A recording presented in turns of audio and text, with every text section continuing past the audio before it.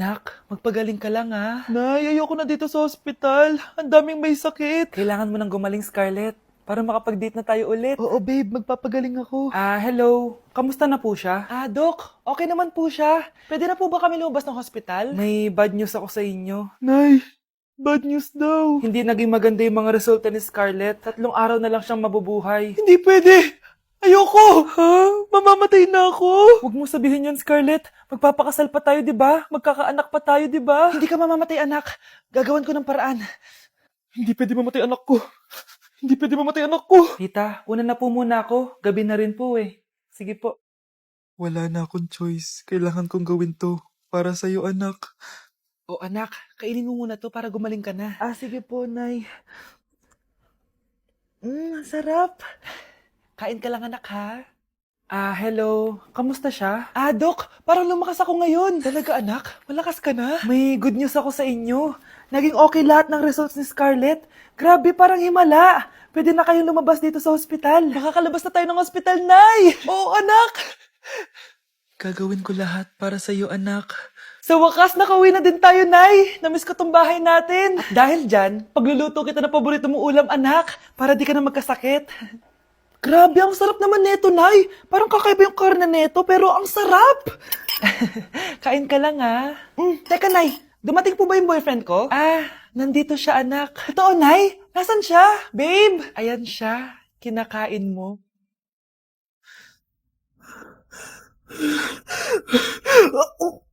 Nito anak, itong lipstick. So, huwag kang matakot ha, konti lang to. So, ito na yung panghuli anak. Lalagyan ko lang yung mata mo para hindi ka inaantok.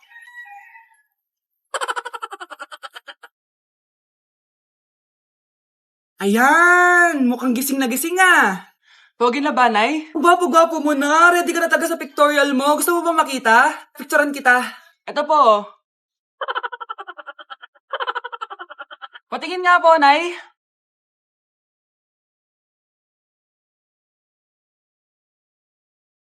Yung sa TikTok yun ah. Kuya, ikaw ba yung sa TikTok? Oo. Bakit? Papapicture ka? Hindi po. Sabi ko na nga ba eh. Ikaw yung walang jowa. Aba? Kawawa ka naman. Mag-isa ka lang. Nakikita mo to? Wag ako. Hoy, bata ka! Bakit po? Sinasaktan mo daw anak ko? Hindi po. Kaya wala kang jowa eh. Mapanakit ka. It really hurts. Ang magmahal ng ganito. Anak! Yes po, Nay. Lagi mong tatandaan, wag na wag kang magsisinungaling, anak. Bakit po, Nay? Kasi yung lahi natin, nangingisay kapag nagsisinungaling. Okay po. Few moments later. Nay! Bakit, nak? Bakit wala po kayo tinirang ulam para sa akin? Parang di niyo naman po ako anak Hindi totoo yan. Alam mong anak kita. Sige, Nay. Bilhin niyo na lang po ako dun sa Nay? Nay, bakit po kayo nangingisay? Nay, napapano po kayo? Ang lahi natin, nangingisay kapag nagsisinungaling. Nay, si tatay may kabit! Sinasabi ko lang nga ba eh, maniloko talaga yung tatay mo. Nakita ko po siya, may kasama siyang ibang babae. Kumanda talaga sa akin yung tatay mo. Malalaman ko din kung sinong kabit mo. A few moments later. Darling, andito na ako. Saan ka galing? Galing ako sa trabaho. Bakit, darling? May kabit ka, no? Pinagsasabi mo? Alam mong ikaw lang mahal ko, darling. Talaga ba? Oo, darling. Ikaw lang mahal ko. Tsaka pala, alis ako mamaya. May gagawin lang. Sige. Ingat ka. 1 hour later. Darling?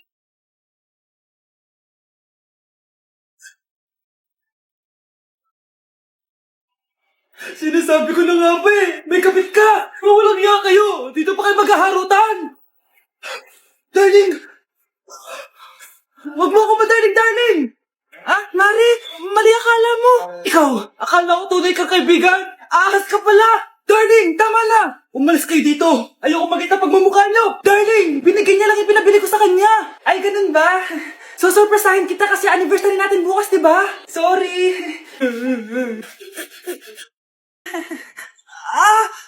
Sakit na dyan ko. Manganganak ka na? Darling, tulungan mo ako! Anong nangyayari, darling? Manganganak bata ako, darling! Manganganak ka na? O sige, ikaw ka muna doon! Sakit ng tiyan ko! Manganganak na din ata ako! Manganganak ka din? Oo! Hindi kayo ng malalim ha, tapos, ire! Sige, malapit na! Di ko na kaya! Darling, eto na anak natin. Ang ganda ng anak ko. Ang ganda-ganda mo, anak. Ba't magkamukha anak namin? Ha? Ikaw ba tatay nun? Darling, I can explain. Mare. Walang hiya kayo. Darling. Mare. Magsama kayo. Ay, pupunta po yung boyfriend ko mamaya. Talaga, anak? Sige, maghahanda ko kayo.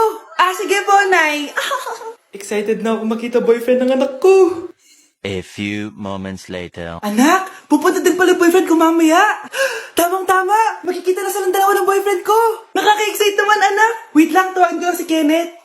Kenneth? Bakit ka pangalan ng boyfriend ko? Baka nagkataon lang. 1 hour later.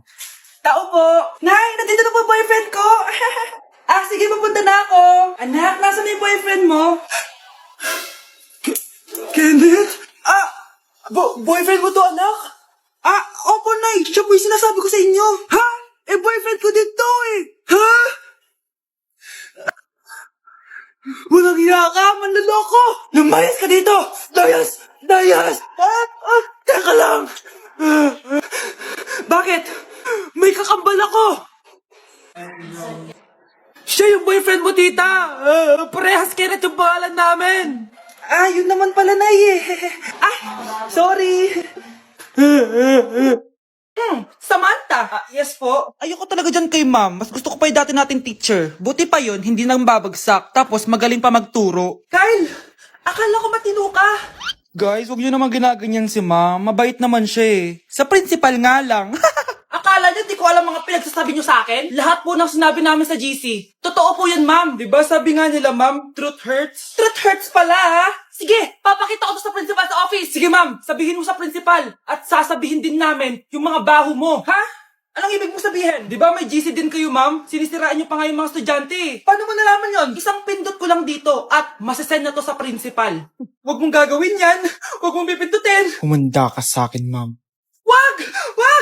Ay, magpapaalam sana ako. Aalis po kami ng mga barkada ko. Sige anak, papayagan kita. Basta hugasan mo yung mga plato doon. Sige po, Nay. Ay, salamat, tapos na. Ma, aalis na po ako, ha?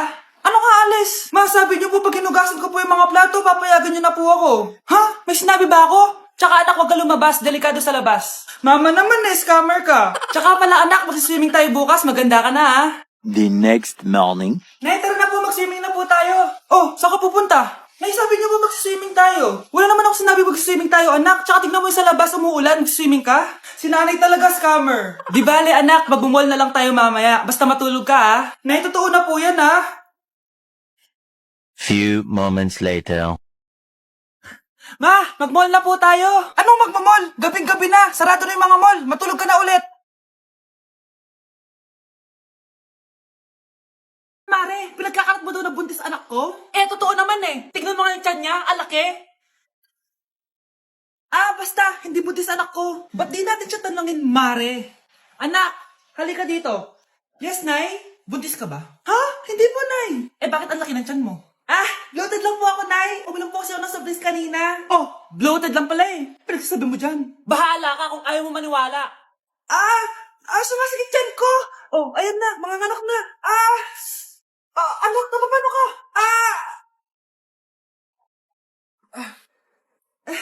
Baho. Sakit. Parang iba na to, Nay. Anak, papiga ka. Anak, higa ka lang malalim, ha? Ire. Sige pa.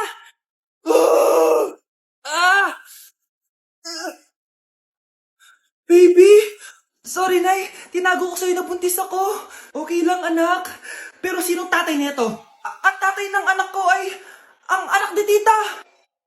Oh, anak mo pala may gawa nito? Asa na yun?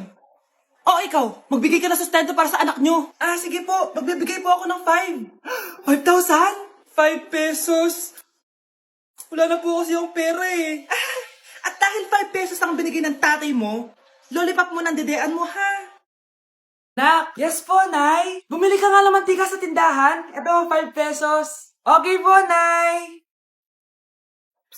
Hold up to. Huwag kang gagalaw. Kuya, wag po. Bigay mo sa akin pera mo kung ayaw mo masaktan. Pera? 5 piso lang meron ako. 5 piso? Akin na nga cellphone mo. Cellphone? Oh, ito. Ganda mo naman. Di na kita hold upin. Jojowain na lang kita. Pwede ba? Kapag pumayag ako, makakatakas na ako. Sige, tayo na. Yes, may girlfriend na ako. Sandali lang may kukunin lang ako. Sige, babe, take your time. Few moments later. Ayan. Siya yung nag-hold up sa akin. Hoy, halika dito. Aarestuhin na kita. Arestuhin? Pero jowa ko yan. Huwag ka lang magpaliwanag. Sumama ka na sa akin sa presinto. Mga anak, dadating na yung kapatid nyo galing ibang bansa. Hi, mga kapatid.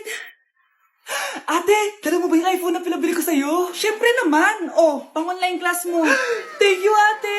Yung sapatos ko, nabili mo ba? Oo naman, eto. Size 10, di ba?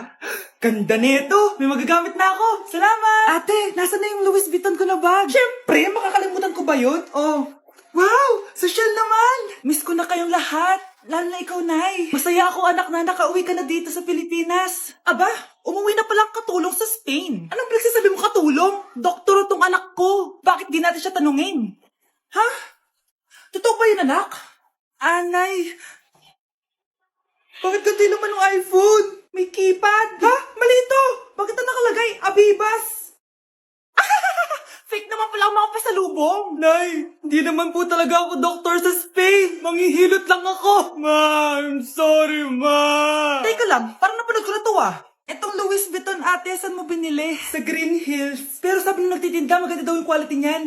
Anak, kahit ano ka pa, tanggap kita. Thank you, Nay. I love you, anak. Pagka-anak, papatunayan ko talaga kay Crush na masipag talaga ako. Nay, tapos na po. Ay, tapos ka na, anak. Nakikita mo ba yung mga kalat dito? Pwede ka bang magwalis? Magwawalis, Nay. Di ba masipag ka, anak? Opo, Nay. Nay, tapos na po.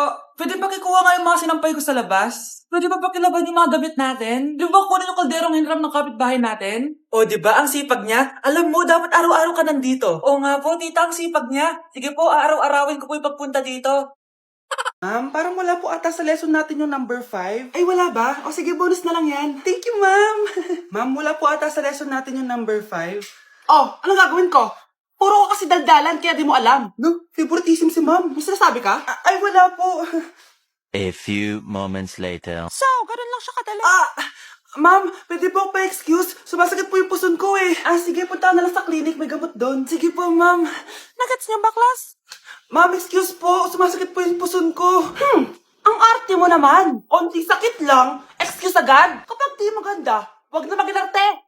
Kala mo naman ang ganda ni ma'am. Hello po, ma'am. Sorry po, absent ako kahapon. Nagkalagnat po kasi ako eh. Ganun ba? Sige, excuse na lang kita. Sige po, ma'am. Thank you po. Ma'am, excuse po. Nilagnat po kasi ako kahapon kaya di po ako nakapasok. Naku, tigilan mo ako Walang isang araw na lagnat. Ang sabihin mo, tamad ka pumasok.